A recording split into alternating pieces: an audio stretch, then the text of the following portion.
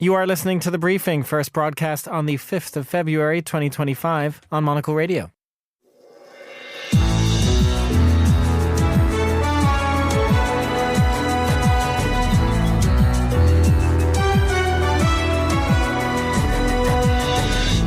Hello and welcome to The Briefing, broadcasting live from Studio One here at Midori House in London. I'm Chris Chermak. Coming up on today's programme. I don't want to be cute, I don't want to be a wise guy, but the Riviera of the Middle East, this could be something that could be so bad, this could be so magnificent. Donald Trump, the real estate mogul, resurfaces and leaves the Middle East to pick up the pieces. We'll have the latest. After that, we look at the state of European defence cooperation, and then we can have a better, closer relationship when it comes to trade and security. I'll be discussing this evening on questions of energy and on trade and the economy. And I think that's in the UK's interest, and I believe it's in the EU's interests as well. UK Prime Minister Keir Starmer wants a closer trading relationship with Europe, but what does that mean in practice? And finally, we'll get a roundup of the design pages of Monocle's February issue with Nick Manise joining me right here in the studio. All that here on The Briefing with me, Chris Chermak.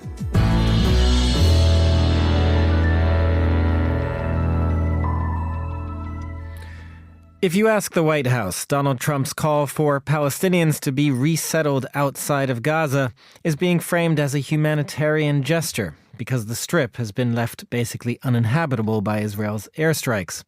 This, of course, would be contradicted by his suggestion that the U.S. could then take control and rebuild Gaza into a Riviera of the Middle East for all of the world's people.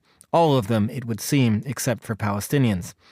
Israel's Prime Minister Benjamin Netanyahu, who was at the press conference in Washington with Donald Trump, has suggested the ideas should be taken seriously. And joining us now from Jerusalem is Nimrod Goren, president of the Mitvim Institute and executive board member at Diplomeds, the Council for Mediterranean Diplomacy. Good afternoon, Nimrod. Hello, Chris. Nimrod, first of all, just your reaction to Donald Trump's comments. You know, with so much hope here in Israel that the meeting between Trump and Netanyahu paved the way to the continuation of the ceasefire in Gaza, to the continued release of hostages.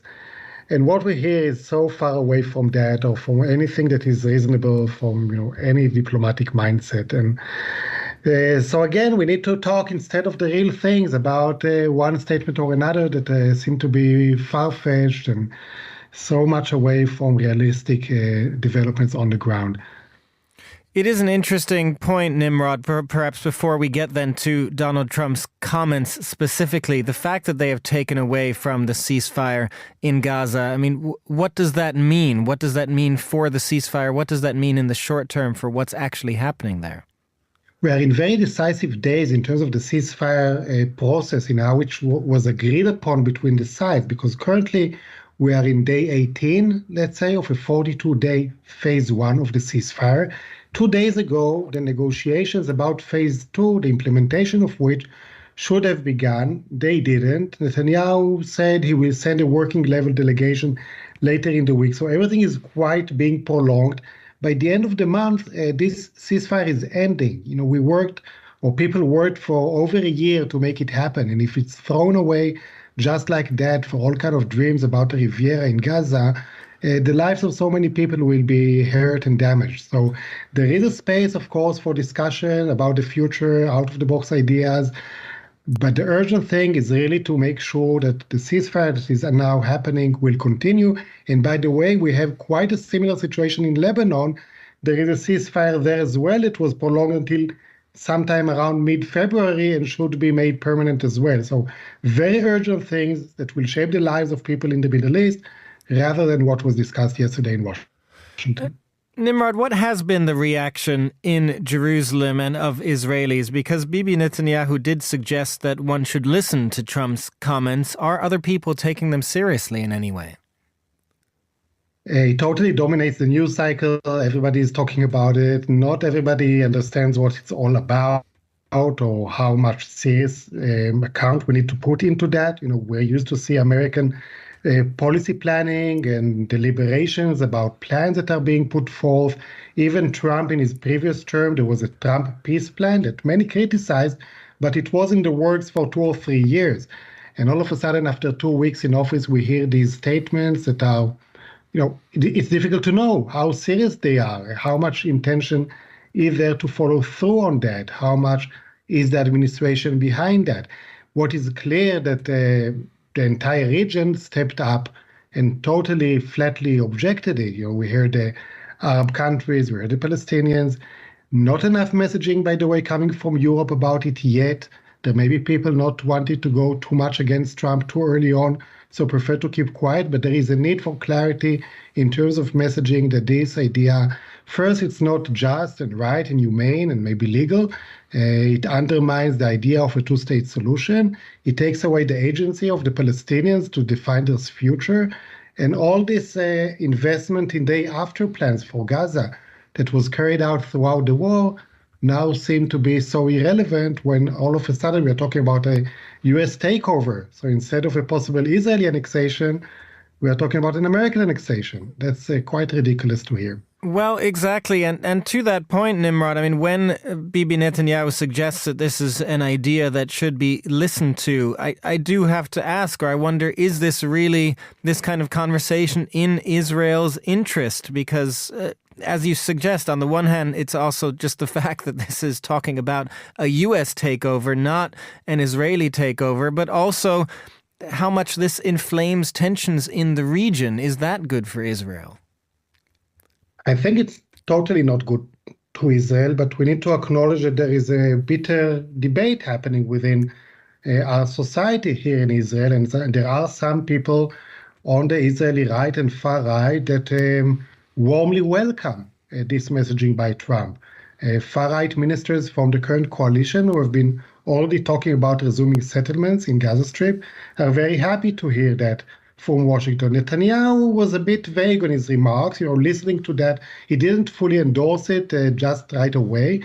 I think the concern is not only about Gaza, but about the countries that were mentioned. Trump spelled out his intention to send Palestinians to Egypt and Jordan.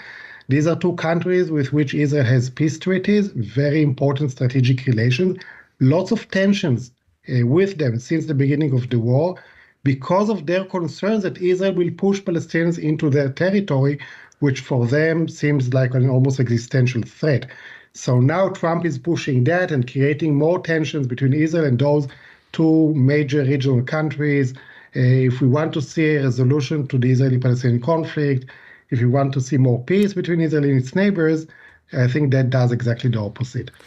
Nimrod, just finally, you did mention that out-of-box thinking is something that might be needed. Middle East diplomacy has not really worked very well for, well, frankly, 5 decades or so.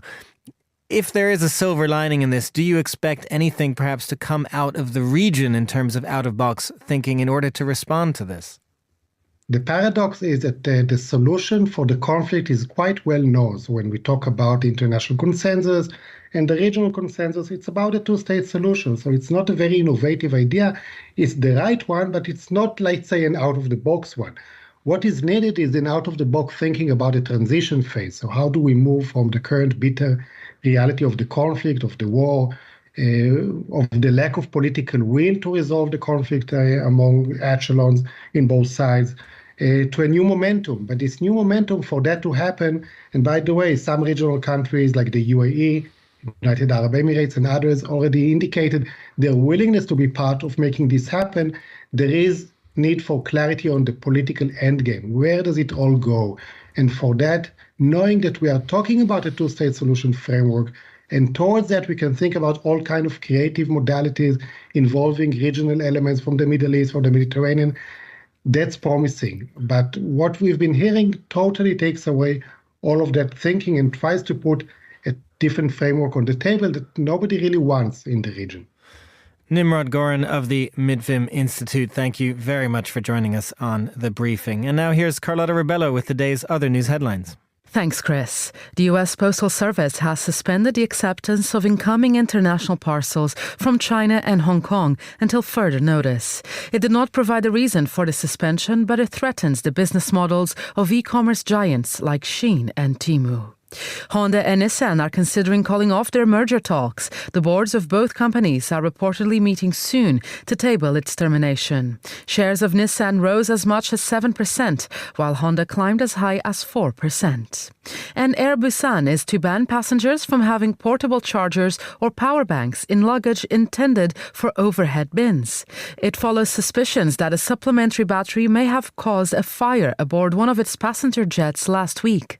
Starting Friday, carry-on bags will be checked for portable chargers or power banks at the entrance gate. Those are the day's headlines. Back to you, Chris. Thanks very much, Carlotta.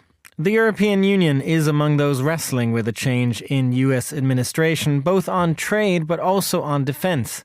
Meetings in Brussels this week, including with the UK, have revolved around the idea of how to step up defence and security cooperation in Europe, whether that is creating a coalition of the willing for Ukraine and elsewhere that is separate from NATO, or simply stepping up its own defence spending and industries. Well, I'm joined now by Gorana Gergic, Monocle's security correspondent. Good afternoon to Zurich. Hi, Chris. Great to be with you.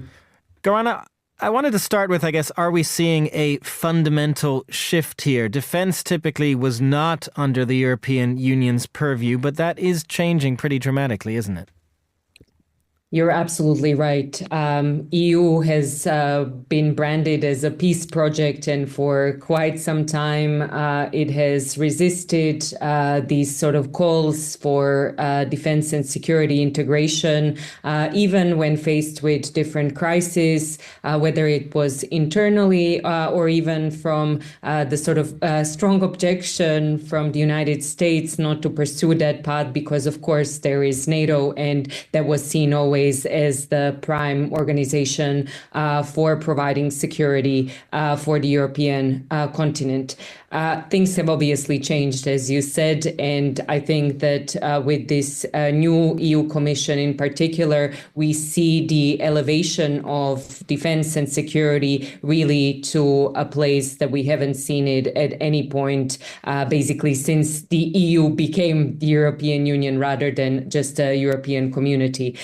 So the EU Commission has made defense a top priority. It has named, of course, a commissioner that is just in charge of defense and space. And now with all the summitry going on and some of the kind of major news out of Brussels is this announcement that we will have a white paper on defense coming basically over the next couple of weeks. Actually, it should be out in March. And tell us more about that. What do you expect will be in this white paper? What do you feel needs to change when it comes to how the European nations cooperate on defense? Cooperation is key here, right? Because if there is something to be said about European defense capabilities, it is that they are lacking, and they're lacking mainly because there have been decades of underinvestment, but also because there have been decades of fragmentation. And again, this is part of the beast, given the fact that EU has never been a defense union. And this is basically what this white paper and what the announcements that we have heard over the past couple of weeks, but actually even since we knew how this new commission is going to look like, and as it was starting to take shape, that basically it would pave the kind of way and path to build a true European defense union, which would then be able to replenish and upgrade European defense capabilities, and to basically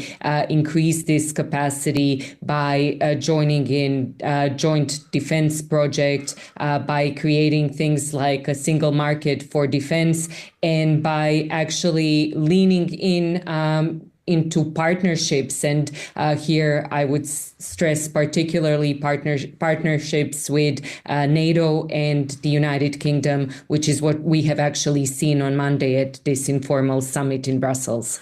Well, and speaking of NATO and the UK then, Gorana, perhaps you can describe some of the differences there, because I do wonder when it comes to cooperation, yes, you can have European defence cooperation at the EU level. You do already have defence cooperation at the NATO level, and then you have defence cooperation with a country like the UK. How is the level of cooperation between those kind of three different groups going to differ? Yes, you're absolutely right. That's a lot of these sort of vectors and arrows pointing in a lot of directions. And one thing that has to be sort of kept in mind is that, of course, there are particular historical reasons why we can't just sort of merge all of these. And there are, different sorts of bureaucratic and cultural and historic explanations for why it can't all just be under the same umbrella. However, having said that, at this point in time, we see the appetite for cooperation much greater than, I would argue, any point, in recent sort of memory and history. And when it comes to EU-NATO relations, we have seen this come basically off the back of a couple of these joint declarations that NATO and EU have issued, and some have preceded the war in Ukraine, but really after Russia's full-scale aggression on Ukraine, both EU and NATO acknowledged that they need to actually work on a more robust European defense, and one where they would avoid duplication and basically work towards having a lot more of this coordination of who does what, right, and kind of division of labor. And we've seen this actually in provision of aid to Ukraine, where surprisingly was the European Union that took the lead actually on a lot of these things. So there are, again, positive signals on that front, especially as NATO Europe will become more important. Now, on the other side of the EU and UK, of course, this comes just as we've now marked the 5th anniversary of Brexit really being formalized. And we have a prime minister in the UK who is very interested in working closely together with the European Union. So Keir Starmer at this dinner where he joined the 27 European leaders on Monday, it was actually the first time that the EU invited a British Prime Minister to such occasion.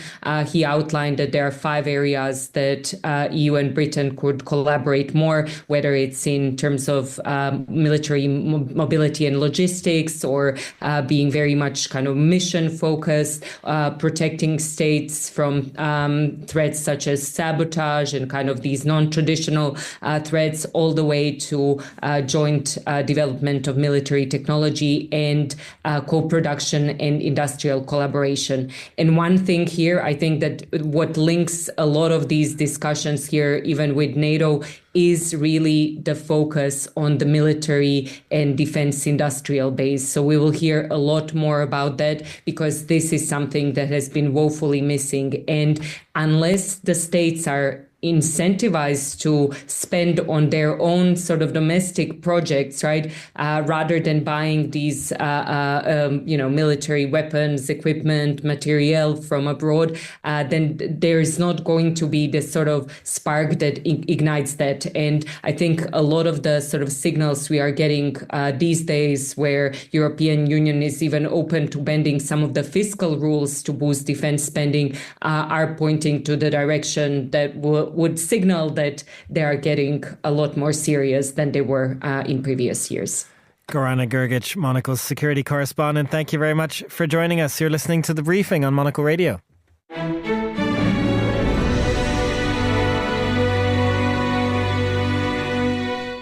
You are back with The Briefing on Monocle Radio. I'm Chris Chermak. Now, defence was not the only thing that UK Prime Minister Keir Starmer discussed with EU leaders this week in Brussels. Starmer has also been looking to reset economic relations with the European Union and has invited leaders of the bloc for a Brexit-reset summit in May. Now, Anand Menon is Professor of European Politics and Foreign Affairs at King's College London, also Director of UK in a Changing Europe, an academic think tank. And he joins me now, fresh off a trip to Brussels, where, Anand, you were right there at the heart of everything happening this week. How warm has the mood been over there, or was the mood over there, between the UK and the EU? Well, everything we hear about the meal that Keir Starmer attended on the Monday evening indicates that the mood was indeed warm. There are reports that the other leaders applauded him after he'd finished speaking. So There's no doubt at all that there is a sense that this is a prime minister who wants close relations with European partners. On the other hand, I think there has built up over the last 6 months or so a slight frustration on the European side that whilst our government is very good at talking about a reset, they've been quite slow about specifying precisely what they mean. And that has led to some on the European side to start getting a little bit impatient, I think. Well, and that's also because Starmer himself has probably boxed himself into a corner, hasn't he? Because he does want to honour the Brexit referendum. He doesn't want to bring the UK into a customs union. I mean, do the European Union's leaders understand those strictures, or is Starmer kind of just setting himself up for failure here? I think, yeah, absolutely. Other European leaders understand those strictures. And I think their view is that actually what Starmer therefore wants is not a wholesale renegotiation, but to tinker around the edges of the deal we've already got. Nevertheless, I think even in the areas where the government hasn't expressed an interest, so for instance, the government says it wants to negotiate an agricultural deal with the European Union, there are several varieties of agricultural deal with different kinds of implication. And the European Union would say, isn't it about time you put some flesh on the bones and let us know? But the final thing I'd say is you said the government is keen to honour the referendum. And that's a difficult one, isn't it? Because we voted to leave. We didn't vote to leave in a particular way. So, whilst that rhetoric about honouring the will of the people is quite prevalent in this country, it wasn't entirely clear, apart from a desire to leave, what specific way in which people were voting to leave.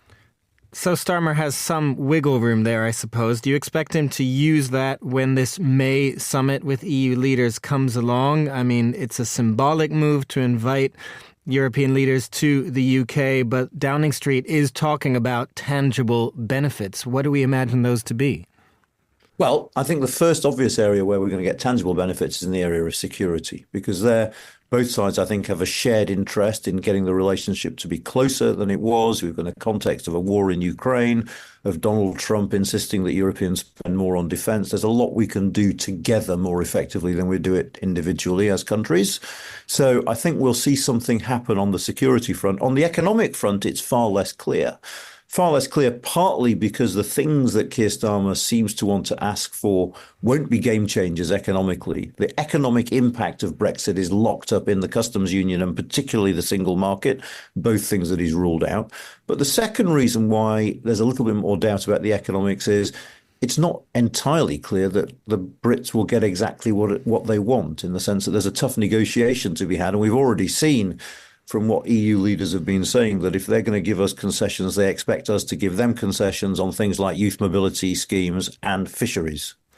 Well, and that is one of the questions I had for you as well, Anand, spending time in Brussels. What is your sense from EU leaders and Brussels officials about how much they are willing to give the UK? Because now that Brexit is done, do they really have an incentive to help Starmer out here, to bring the UK somewhat back in the fold? What's in it for them? Well, that's a really good question, because I think they're quite keen on the security stuff, but also the EU is far more satisfied with the current trading relationship than we are. So we're going to have to give them something. And on your broader point about whether they want to see the UK do well, it's a really interesting question, because on the one hand, we're a partner, we're going to work with them. On the other hand, there is still a belief. I mean, remember, in many European countries, there are right-wing parties that are doing well in opinion polls who are criticising the European Union for being too domineering, too bossy. They want a lighter arrangement. They want to see the powers of the Commission rolled back. And I think centrist politicians in Europe fear that if a UK that has left the bloc is seen to flourish economically, that might just give grist to the mill to the populist right in their own countries. So, yes, they want to work with us. They want to be close to us. I don't think they necessarily want to see us flourishing economically off their northwestern coast. So what does that mean exactly? Do they sort of want to keep the UK in the fold to take some credit if the UK economy does well? Well, no, I think what it means is they won't do us any favours. There are all sorts of bespoke deals you can imagine where we get a bit of access to the single market in this sector or that sector. I think that is simply off the table. So all that is on offer, I think, as has always been the case in a sense with the European Union, is either some tinkering with an agricultural deal, maybe something to do with a recognition of professional qualifications, but no wholesale renegotiation of the trade and cooperation agreement, and certainly no privileged access for UK goods, say, into the single market.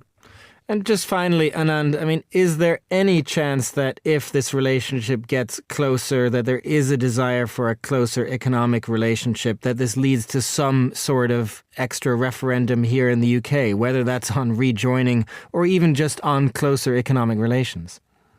I mean, if there was to be a referendum, I imagine it would be on rejoining and not on anything else. And I just find that vanishingly unlikely at the moment for several reasons. One, because I see no way the European Union agrees to sit down for a fundamental renegotiation until they're convinced that anything we renegotiate will survive a change of government.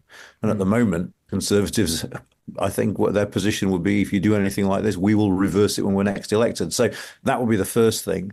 The second thing is the EU's got loads of other priorities. We're not one of the main issues they think about day to day. They've got Ukraine, they've got migration, they've got how to deal with Hungary. There are all sorts of bigger fish they have to fry. And finally, of course, if you look at this country, I don't think there's certainly no appetite in the Labour Party or the Labour government to do this at the moment. And I think, you know, when you think about the British public, whilst public opinion on Brexit has certainly changed and more people now than ever are saying that Brexit was a bad decision, that doesn't mean that there's massive enthusiasm for having a rerun of the referendum. Most people don't think that UK-EU relations are that important anymore. You know, they've got other priorities, cost of living, inflation, public services, particularly the health service. And most people are still, to be quite honest, a little bit psychologically scarred by the years following the referendum, would really rather not go through that again. Anand Menon, thank you very much for joining us. You're listening to The Briefing on Monocle Radio.